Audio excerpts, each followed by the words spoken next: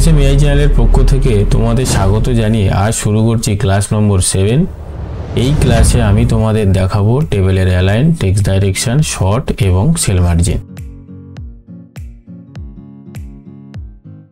আমি এখানে একটা টেবিল তৈরি করে রেখেছি এবং টেবিলের মধ্যে কিছু টেক্সট রয়েছে। তো আমি এই টেক্সটের উপর অ্যালাইন দেখাবো।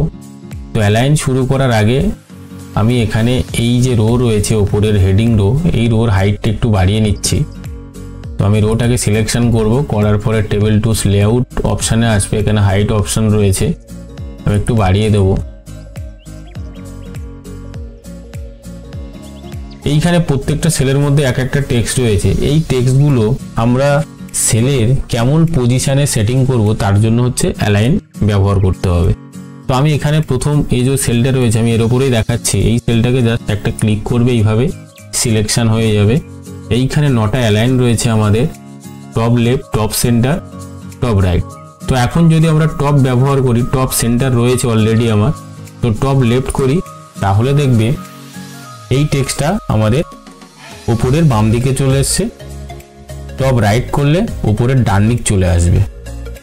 নিচে আমাদের রয়েছে centre left, centre, centre right. তো এটা যদি সেন্টার রাইট করি, একটা সেলের মাঝখানে ডান দিক চলে আসছে, এটা একদম মাঝখানে আসছে, এটা সেন্টার লেফট করলে আমাদের বাঁ দিকে চলে আসছে। এইখানে রয়েছে বটম লেফট, অর্থাৎ নিচের বাম দিক চলে আসছে, বটম সেন্টার মানে নিচের মাঝখানে চলে আসছে, আর এটা বটম রাইট, অর্থাৎ টেক্সটটা আমার একদম ডান দিকে চলে আসবে। তো এইভাবে হচ্ছে আমরা টেক্সটটাকে অ্যালাইন করব। তো আমি এখানে পুরো টেবিলের উপর যদি অ্যাপ্লাই করতে চাই তাহলে পুরো টেবিলটা সিলেকশন করতে হবে। করার পরে এইখানে এসে আমাদের অ্যালাইন ব্যবহার করলে আমরা টেক্সটটাকে এইভাবে সব টেক্সটের উপর অ্যাপ্লাই করতে পারবো। পরবর্তী যে অপশান রয়েছে আমাদের টেক্সট ডাইরেকশন। তো টেক্সট ডাইরেকশনটা ব্যবহার করব আমরা টেক্সটের উপরে। তো আমি চাইছি এই নেম যে সেলটা রয়েছে এই নেমটাকে সিলেকশন করব, করার পরে টেক্সট ডাইরেকশন করব, তাহলে আমাদের টেক্সটটা এইভাবে রোটেশন হয়ে যাবে। তো আমি এইরকম করে নিলাম। এইরকম করে নেওয়ার পরে এখানে অ্যালাইনও তোমরা সেটিং করতে পারো, আমাদের এইরকমই থাকবে, সেন্টার লেফট বা সেন্টার রাইট। তো এইখানে এইরকমভাবে অ্যালাইনও করা যায়। তো আমি এটা মিডিলেই রাখলাম। পরবর্তী যে অপশান আমাদের রয়েছে সেল মার্জিন। তো সেল মার্জিন ব্যবহার করার আগে আমাদের টেক্সটটা যেমন ছিল আমি সেই রকম করে নিচ্ছি। এখানে আন্ডু অপশান রয়েছে, আন্ডুতে ক্লিক করবে, তো তাহলে আমাদের টেক্সটটা নর্মালি যেমন ছিল সেই রকমই হয়ে যাবে।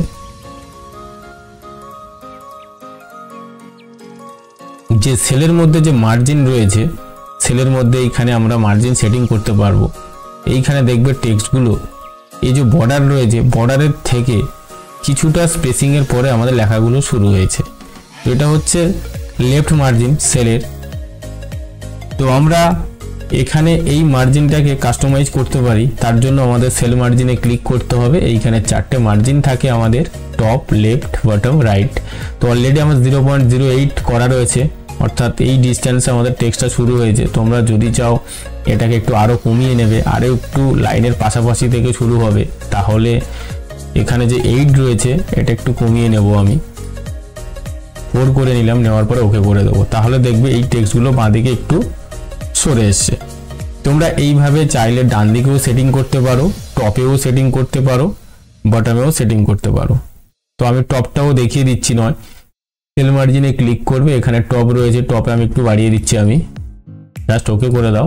দেখবে প্রত্যেকটা দেখো টপে আমার একটা স্পেসিং ছেড়ে দিয়েছে। তো এইভাবে হচ্ছে আমরা সেলের মার্জিন সেটিং করতে পারবো। আরও একটা সেল মার্জিনের মধ্যে অপশান রয়েছে ডিফল্ট সেল স্পেসিং। তো আমরা সেলের যে প্রেসিং যদি আমরা দিতে যাই তাহলে আমরা হচ্ছে সেল প্রেসিংটা ব্যবহার করব। তো এখন যদি আমরা এই অ্যালাউ স্পেসিং বিটুইন সেল এটাতে ক্লিক করি, করার পরে এখানে একটা ডিফল্ট সেটিং থাকে, তো এটা করে জাস্ট ওকে করে দাও। প্রত্যেকটা সেলের প্রেসিং দেখো বেড়ে গেছে, এইখানে যে বর্ডারগুলো ছিল এখানে দেখো প্রেসিংটা বেড়ে গেছে। তো এটা তোমরা চাইলে বাড়িয়েও নিতেও পারো, কমাতেও পারো। তো সেল মার্জিনে ক্লিক করবে, এখানে 0.01 রয়েছে, একটু বাড়িয়ে দিচ্ছি, আমি 4 করে দিলাম। দেখো সেলের প্রেসিং অলরেডি আমার বেড়ে গেছে। তো আমি নর্মালি যেমন ছিল তেমনই করে দিচ্ছি, এটা অফ করে দাও চেক, আর এটা আমি 0 করে দিলাম, এটা 0.08 করে নিলাম। জাস্ট ওকে করব। তাহলে আমাদের টেবিলটা যেমনই ছিল সেইরকমভাবে সেটিং হয়ে যাবে। নেক্সট অপশান রয়েছে শর্ট। শর্ট আমরা ব্যবহার করতে পারি নম্বরের ওপর ব্যবহার করতে পারি, টেক্সটের ওপর ব্যবহার করতে পারি, ডেটের ওপর ব্যবহার করতে পারি। আমি এখানে তোমাদের নম্বর এবং টেক্সটের ওপর দেখিয়ে দিচ্ছি। অ্যাকচুয়ালি শর্ট আমাদের অ্যারেঞ্জ করার কাজে খুব ব্যবহৃত হয়। এখানে দেখো 1 থেকে 8 পর্যন্ত আমার সিরিয়াল ওয়াইজ নম্বর রয়েছে।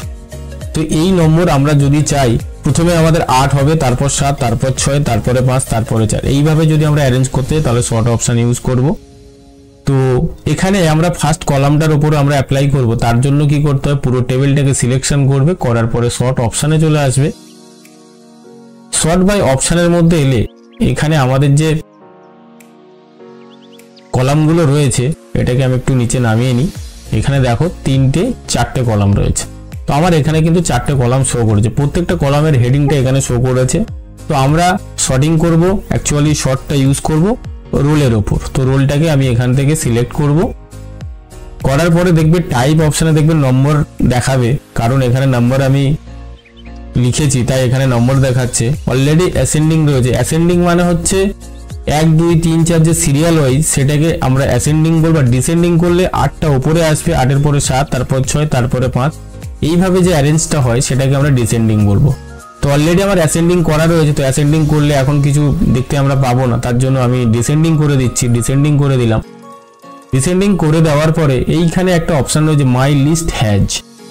এখন যদি তোমরা নো হেডার রো করে দাও, দিয়ে যদি এখন ওকে করে দাও, তাহলে তোমাদের কিন্তু এইরকম একটা ইস্যু আসবে। আমাদের কিন্তু নম্বরগুলো অলরেডি অ্যারেঞ্জ হয়ে গেছে 8 7 6 5 4 3 2 1। রোলটা কিন্তু নিচে চলে এসছে। আমরা কি করব, এই যে রোল নেম অ্যাড্রেস এটা আমরা যেমন ছিল ফিক্সড ওপরে সেই রকম ভাবে সেটিং করব, বাকি নম্বরগুলো আমরা অ্যারেঞ্জ করব। তার জন্য কি করতে হবে, আমি Ctrl Z আন্ডু করে নিচ্ছি। তোমরা শর্ট অপশানে চলে আসবে। এখানে রোল অলরেডি আমার সিলেক্ট রয়েছে, নাম্বারও রয়েছে, আমি ডিসেন্ডিং করে রেখেছি। এইখানে যে অপশানটা হেডার রো এটাকে অন করে নেবে, নিয়ে জাস্ট ওকে করে দিলে কি হবে, তোমাদের টপ যে রোটা ছিল এটা হেডিংটা একদম ফিক্সড রেখে দেবে, বাকিগুলো এটা চেঞ্জ হতে থাকবে। এখানে দেখো আমাদের চেঞ্জ হয়ে যায় 8 7 6 5 4, এইভাবে আমাদের চেঞ্জ হয়ে গেছে। তো এখন যদি আবার 1 2 3 ভাবে আমরা অ্যারেঞ্জ করতে যাই সিরিয়াল ওয়াইজ, তাহলে আমরা কি করব, সিলেকশন করাই রয়েছে আমার, শর্ট অপশানে যাচ্ছি, যাওয়ার পরে এটাকে আমরা অ্যাসেন্ডিং করে দেবো, আর এইখানে আমার হেডার রোটা অন করা রয়েছে, জাস্ট ওকে করে দেবো, তাহলে এইভাবে অ্যারেঞ্জ করবে। আমরা যদি টেক্সটের উপর অ্যাপ্লাই করতে চাই তাহলে আমরা টেক্সটের উপর অ্যাপ্লাই করতে পারি। এখানে দেখো অসীমা মণ্ডল, দিশা পৈলান, রাজ দাস, বাদল রয়, এইভাবে আমাদের অনেকগুলো টেক্সট রয়েছে। আমরা যদি চাই এর নাম প্রথম আসবে, তারপর বি আসবে, তারপর সি আসবে, এইভাবে যদি আমরা অ্যালফাবেটিক্যালি অ্যারেঞ্জ করতে যাই তাহলে আমরা শর্ট ব্যবহার করব। তো আমি শর্ট অপশানে যাচ্ছি, যাওয়ার পরে এখানে আমরা কত নম্বর কলামে ব্যবহার করব, 2 নম্বর। তো এখানে আমরা আসছি, দেখো নেমটা আমাদের 2 নম্বরে রয়েছে, তো নেমটাকে আমি সিলেক্ট করব। করার পরে এখানে টাইপে দেখবে টেক্সট অলরেডি শো করছে। তো আমার এখন অ্যাসেন্ডিং করে দিচ্ছি, আমার হেডার রোটাকে বলে দিলাম এটা অন রাখবে, রাখার পরে ওকে করবে, তাহলে দেখবে অসীমা আগে চলে এসছে, তারপর বাদল রয়, তারপর দীনেশ রয়, এইভাবে হচ্ছে আমরা অ্যালফাবেটিক্যালি অ্যারেঞ্জ করতে পারবো। তো আশা করছি তোমরা আজকের যে ক্লাসটা আমি দেখালাম align, text direction, cell margin, short, তোমরা বুঝতে পেরেছো। পরবর্তী ক্লাসে আমি তোমাদের আরো ভালো করে দেখানোর চেষ্টা করব।